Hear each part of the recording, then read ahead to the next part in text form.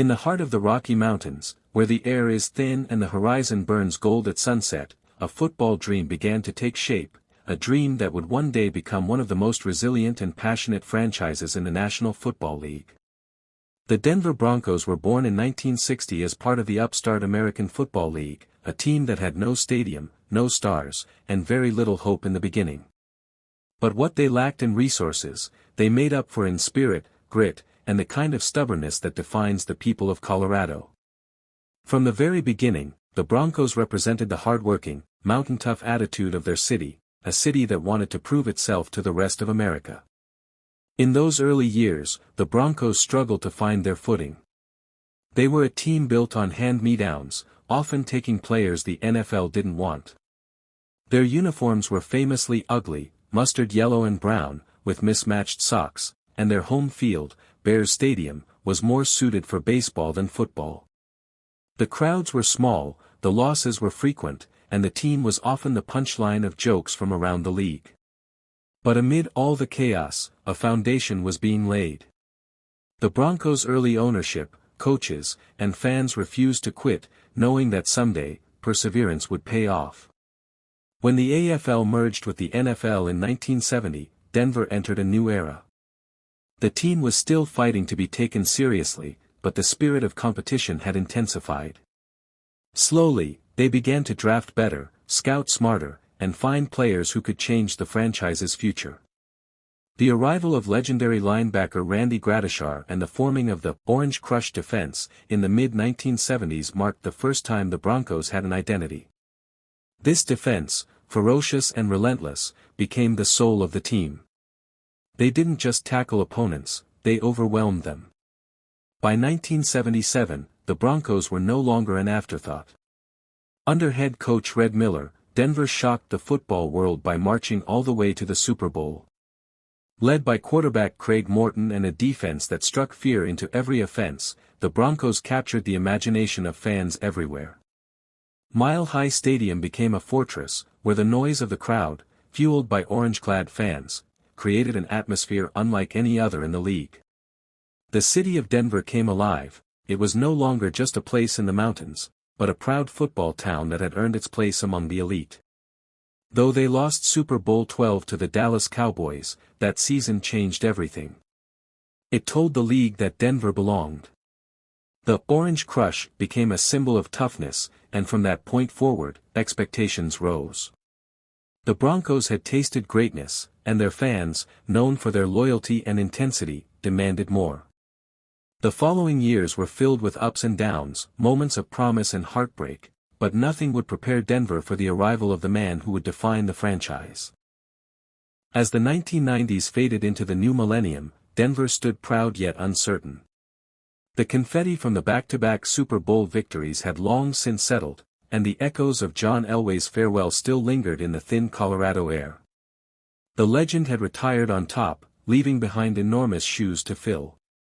The city, used to winning, now faced the daunting question: what comes next when the greatest player in franchise history walks away? The early 2000s were years of transition.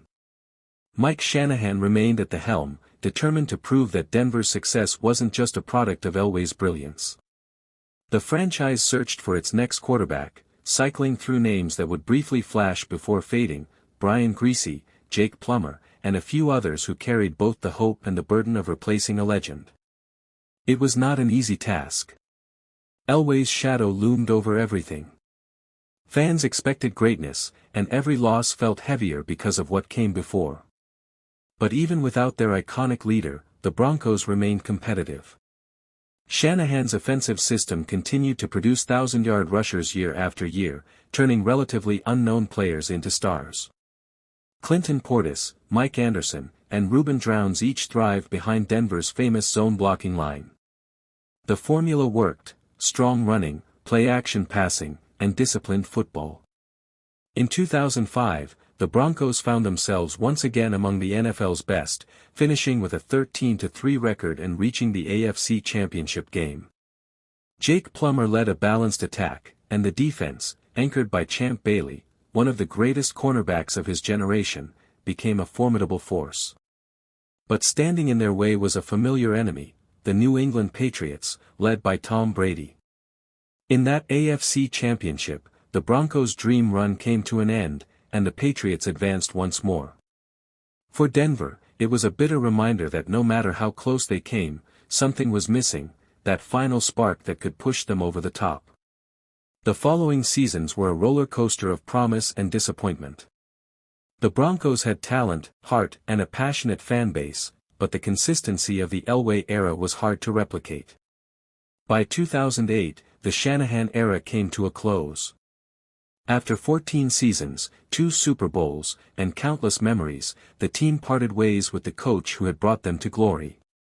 His departure marked the end of an era and the beginning of an uncertain future.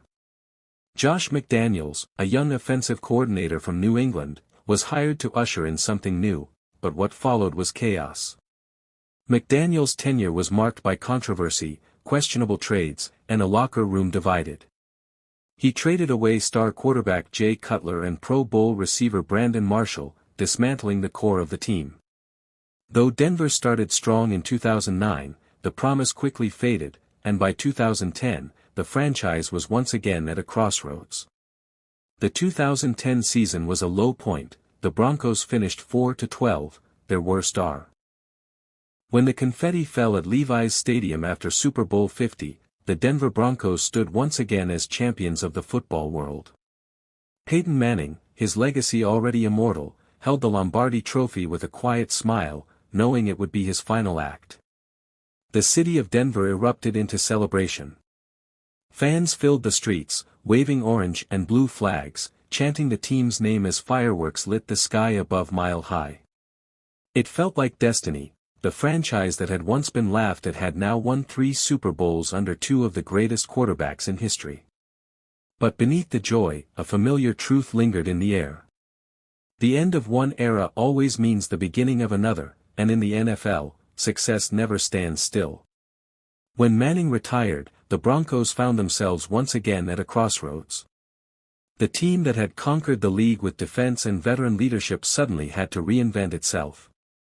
The heart of the no-fly zone defense remained. Von Miller, Chris Harris Jr., Aqib Talib, and others still formed a unit that terrified opponents, but without a stable quarterback, sustaining success became difficult. Gary Kubiak, who had guided the team with calm intelligence, stepped down after the 2016 season due to health reasons, and a period of uncertainty began to unfold. The 2016 season was still respectable. The Broncos finished with a winning record, but missed the playoffs, a rare occurrence for a defending champion. Quarterbacks Trevor Siemian, Paxton Lynch, and later Case Keenum all tried to fill the void, but the offense could never regain the rhythm it once had. The defense continued to fight valiantly, often carrying the team into games, but the spark of the Elway Manning magic was gone. Slowly, the franchise entered a cycle that would test its patience and identity.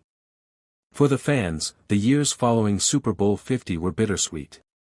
They had seen the highest of highs, championships, legends, and iconic moments, and now they faced the long, grueling process of rebuilding. But in Denver, giving up is never an option. The Mile High faithful continued to fill the stadium week after week, their passion unshaken. The orange jerseys, the deafening roars, the unity of the crowd, they remained symbols of loyalty. The Broncos cycled through coaches, searching for the right leader to guide them forward. Vance Joseph took over in 2017, bringing energy and optimism, but the results didn't follow. The offense remained inconsistent, and even the defense began to show cracks as key players departed or aged out. By 2019, another change came. Vic Fangio, a veteran defensive mastermind, was hired to restore discipline and identity. His arrival brought hope that the defense could once again become dominant, but the same question haunted the team: who would be the next great Denver quarterback? It wasn't for lack of trying. The Broncos drafted Drew Lock, a confident gunslinger with potential, but inconsistency and injuries held him back.